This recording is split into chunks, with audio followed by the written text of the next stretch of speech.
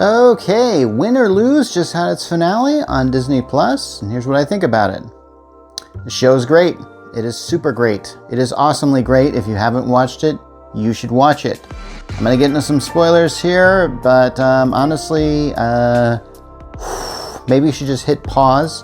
Actually, hit like first, or hit favorites, or love, and then just then hit pause and watch all 8 episodes.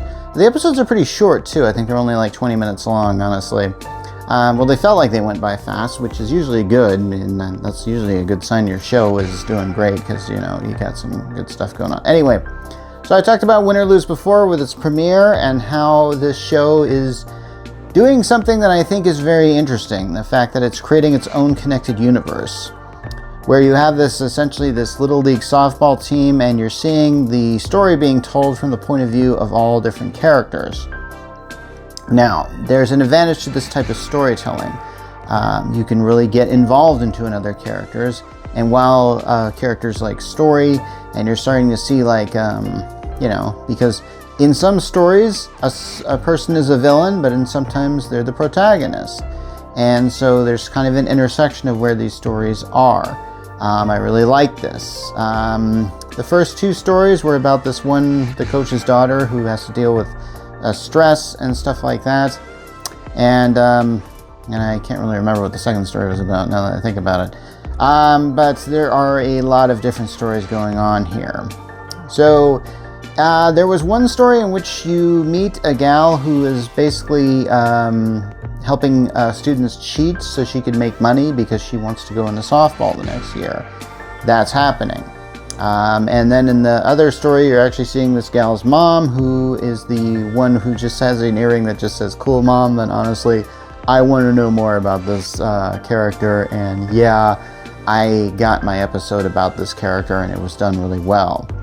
The thing about Win or Lose is it has this very exaggerated, heightened reality storytelling that I can't help but love.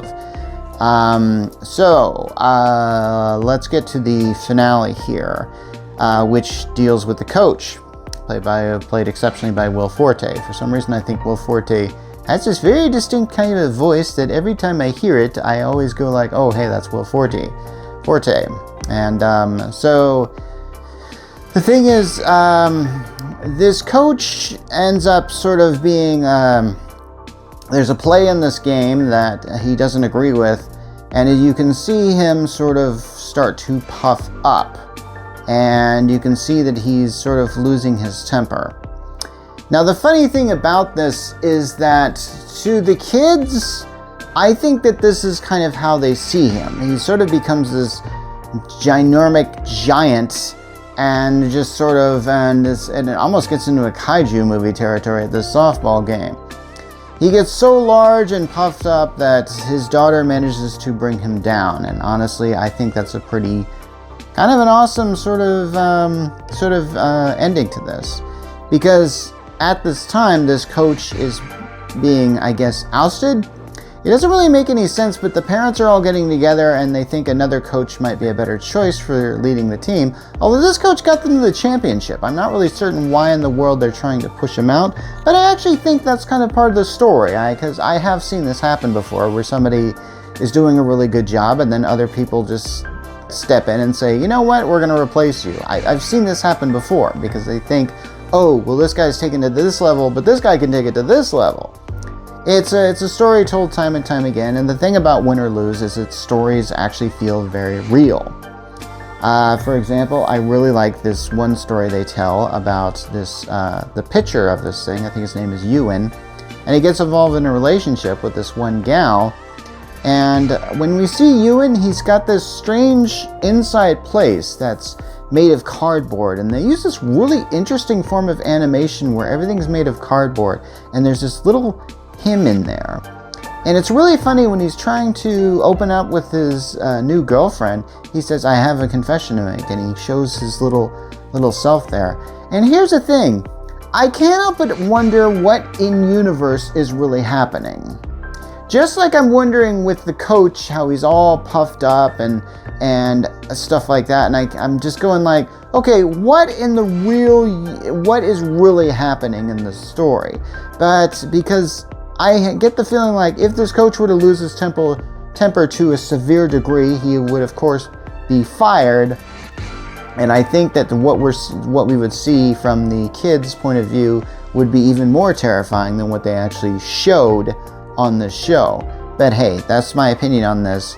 But so anyway, with the kid Ewan and showing his little thing, and he gets involved in this relationship, and the relationship goes sour pretty quickly. And I guess I take it it's maybe his first, and these kids are pretty darn young.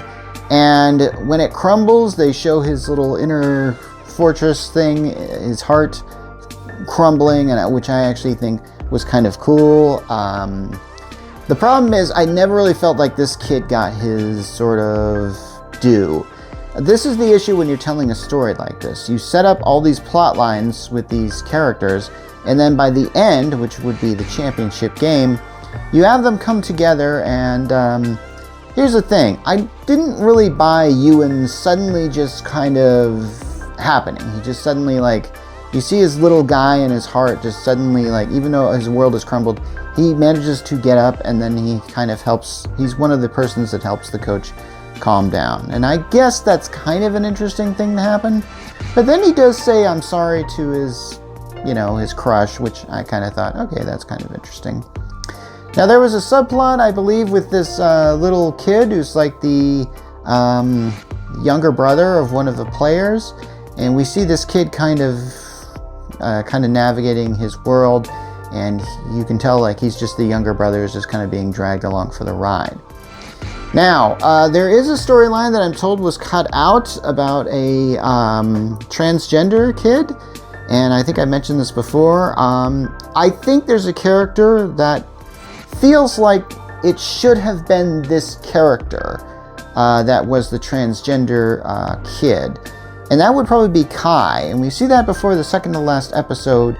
I get the feeling like there's a weird reveal, like the kid puts the hoodie down and says name is Kai, and I actually sort of think like that was their new chosen name or something like that.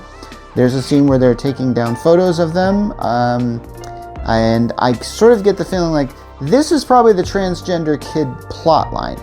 Maybe. I could be wrong about this. I felt like that was the thing, and I think that I may have done some... Actually, I think one of my kids did some research, and I think the character Laura was supposed to be the trans kid. I don't know.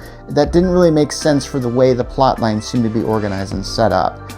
And this is the thing when you're watching something, that plot lines change when you're in film and books, and oftentimes it's a matter of just taking a scene, cutting and pasting, and doing a lot of things like that that are just super quick, and you just kind of, and sometimes it's like, okay, are you aware that you're doing this rather quickly and you're doing this suddenly, because this could be a problem later on. And yeah, there are times where stuff gets edited out, and you can tell like there's certain, when you're watching a movie, like there's certain a deleted scene that would explain another scene in a movie, but then you find out later on it. You know, you have to be very careful on this, because writing is like time travel. You go back and you change something, that's going to change everything later. So I'm not sure. That's where I believe the trans kid plotline was, and but I don't know. It just felt like that was like that to me. So now, does everything come together at the end? Sort of. Because I'm going to get into a huge major spoiler, which I usually do at the 9-minute mark. We never find out who wins the big game. We never find out. And you know what? That's a great ending. I actually support this ending. I actually think that is the best ending I think you can give this thing. The show is called Win or Lose. It's taken from that old adage, it's not how you win or lose, it's how you play the game. And here we see how all these people played their game. That's good. Now, that being said, I feel like here's the thing I don't want to see on this show, a season 2. You heard me correctly. There were a lot of characters that I thought were in the background that you could probably make episodes on. I don't want to see that. I don't want to see what happens to these characters next year when that new coach takes over or something like that. I think you finished telling your story. Don't do any more.